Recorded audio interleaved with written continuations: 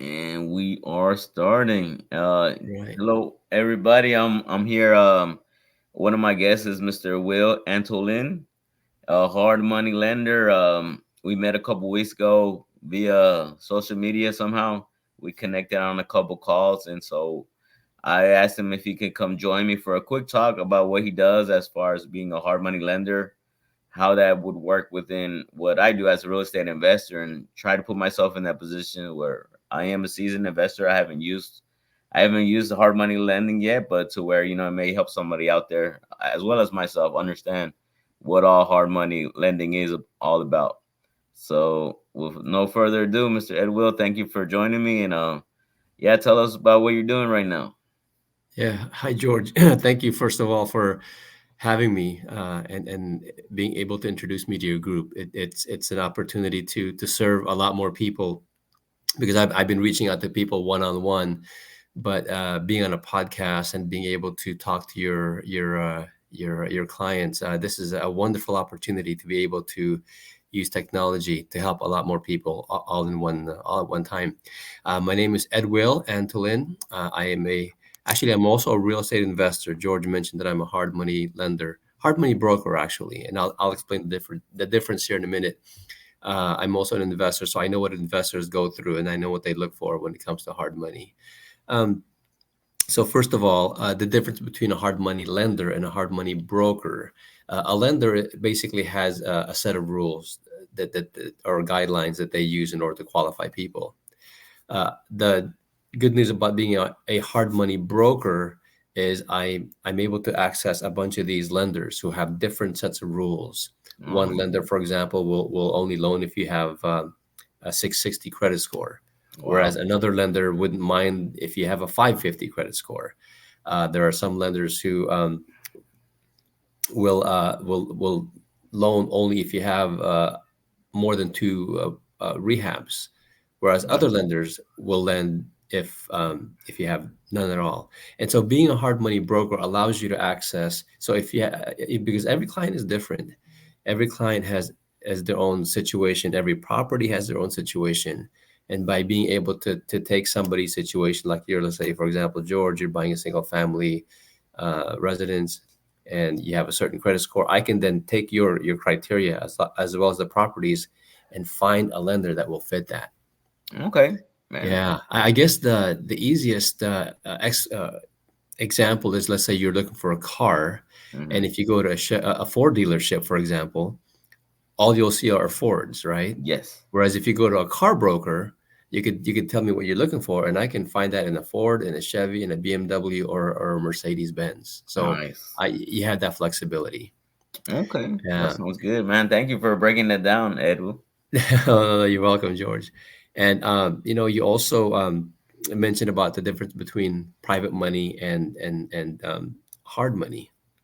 So the big difference there is usually private money comes from individuals like retired lawyers or doctors or surgeons who have 200 $300,000 in the bank that would like to use it and use it to work harder, right? So Right. basically private individuals. Hard money lenders are typically institutionalized or basically companies that have money to lend. So they're like your Bank of America. They're basically banks. Okay. Yeah. And so the advantage of private money is usually, well, a guy will just write the check, right? Okay. Okay, George, you need $200,000 for the rehab and the purchase here. I know you, I trust you, and you've done work with me before. Here's 200 grand, writes or wires you the money.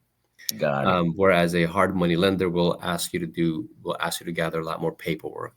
An Okay. appraisal will be done on the property. So there's a lot more hoops to jump through. Got it. The disadvantage of a private money lender is, and I've seen this happen, Hmm. um, when it's time to close, because again, this is an individual. An Right. individual has a life. Yeah, things Hmm. happen in somebody's life. You might say, George, I know I promised you 200,000, but my daughter is didn't realize it, but she's got a wedding to and I need to fund that wedding. Right. Or my son just graduated from Stanford. I promised him he'd go to Europe, so I gave him the money. So And I've seen it happen at the I've seen last it. minute. The Wow. individual pulls out. Yeah. Whereas an institution, it's typically when you're ready to fund, you push the button and the funds are wired. Okay. Okay. Yeah, so that's the Interesting. big difference between private money and hard money. And unfortunately, in the industry, a lot of people kind of mix the two together. They sometimes, when they mean hard money, they use the word private money. Gotcha. Okay. And Hmm. well, thank you for breaking that down. And like I said, for right now, I'm not at that level yet. I'm basically kind of learning the steps of an investor. Like first, wholesaling, Hmm. becoming the quote unquote middleman, finding the deals for the buyers, and then it's up to the Yes. buyer to link up with somebody like yourself, or like you said, a private money lender at that point, and they have established that credibility with you, whether it's through their credit score or because they're bringing you business, and they're Yes. more reliable to complete their end of the bargain. Absolutely. And George, I can also offer my services to wholesalers like yourself, not Okay. necessarily just end buyers. So, for example, if you have a property that's locked up, for example, and you're looking for end buyers, and one of your end buyers says, George, I would love to do that. Gosh, I wish I could, but I don't have the 10% or 15% down payment. Mm. That's where I could come in and you could say, you know what, why don't you talk to Edwill, because we do have, for example, we do have uh, programs that'll allow up to 100% financing Oh of the wow. property. Yeah. So it'll give you the money to acquire the property, and on top of that, it'll give you the money to rehab the property as well. So Nice. basically, you're going in there with no money down. However, it is a tough loan to get because Okay. 100%, because there's a lot of the a lot of the risk is basically borne by the lender. Right. So it's True. it's a not everyone will fit that box, and I Right. have to say up front, there's some certain criteria, and also they only do it in 23 states. So we have to figure out what state the property's in. We have to figure out the borrower's credit score. They will ask for tax returns. They will ask for bank statements. They will ask for a lot. But if you can Gotcha. fit that mold, if you can fit through that box, being able to leverage 100% is a great thing. It's a killer deal. Yes, Okay. sir. Yes, sir. So that's how I can help you as a wholesaler there, Mr. George. Okay. And for the Yeah. few people that are watching, or the many, is Texas one of them that offer the 100%? Would you know, on top of your head? Texas is one of them. Yes, sir. That's correct. Yes, Yes. sir. Oh, Texas is right. one of them. Yes. Okay. Yes. Gotcha. Yes. Yes. And then just call me because or email me, text me, because these lenders, they change regulations, Right. and so as of today, Texas is one of those states. Okay. Man, sounds interesting. And Hmm. just curious, Edwill, how long have you been in this? Like I say, you've been are you both investor and hard money at the same time, or you just switch hats depending on the situation you're facing, or tell Yes. me more about that if you don't Yes. mind. Yes, sir. So my wife and I, we started our real estate journey in 2019. Okay. And we had a business partner back in 2019. We went straight. We skipped the wholesaling part only because we had somebody that had the money to, for the down payment and closing costs and all that stuff. And so we started in 2019. We flipped a few houses, Okay. out of state mostly, Nice. because it's hard in California. As a newbie Right. investor, if you make a mistake in California, we're Ooh. here by the Napa area, and Mm-hmm. if you make a mistake with a big purchase, it could set you back a lot of years. So we decided to go out to the Midwest and Nice. start there, where homes can be bought for, $100,000, $80,000, that sort of thing. It'd be decent homes. So, Makes and if you sense. make a mistake on an $80,000 home versus on an $800,000 home here in Yeah. Napa, the Napa area, it could mean your career. So we started small, and Gotcha. No. so in the meantime, while I also started. I had a skill as a mortgage lender because I used to work for Wells Fargo, Okay. and doing retail lending. In other words, the type of loans that you would get when you want to move into a home. That's Right. Yeah. And so I just took those skills and hooked up with a hard money broker here, not here, but they're based in Ohio. It's called Okay. Rapid Funding Solutions. So that's the company I'm Gotcha. with right now. Okay. Well, this may be off topic, Edwill, but Sure. as far as I am, and not sure how versed you are in the sub too.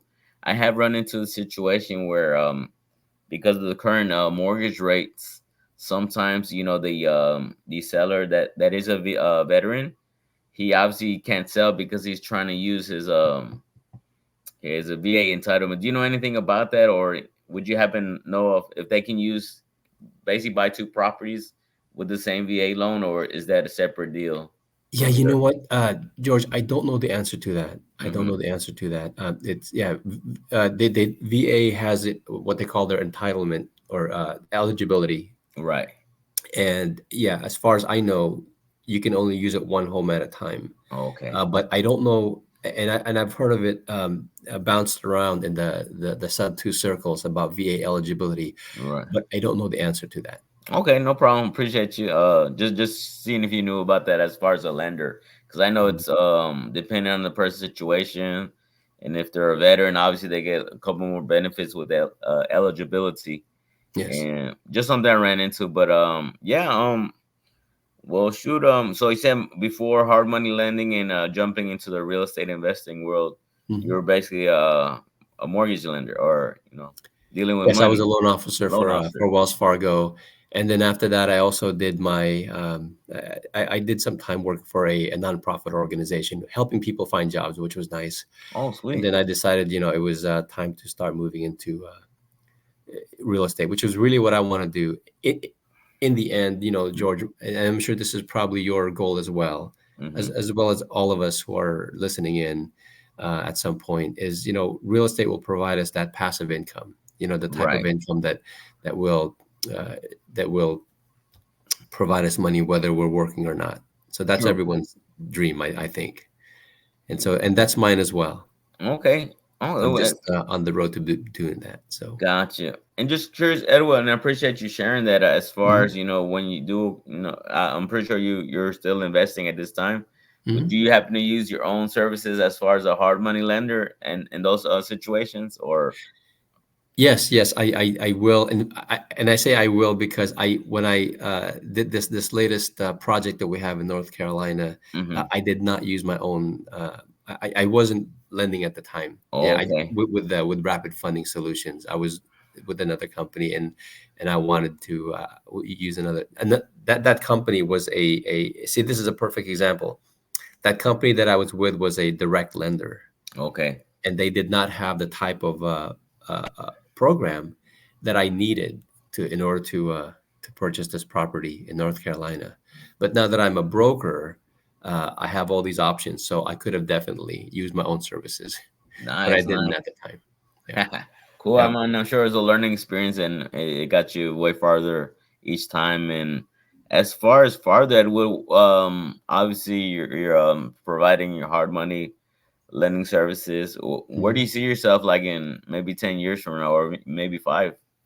What is your Ah, aspect? gosh, 5 years from now, I hope to be doing my own podcast wearing a hat like yours. Oh man, that's sweet.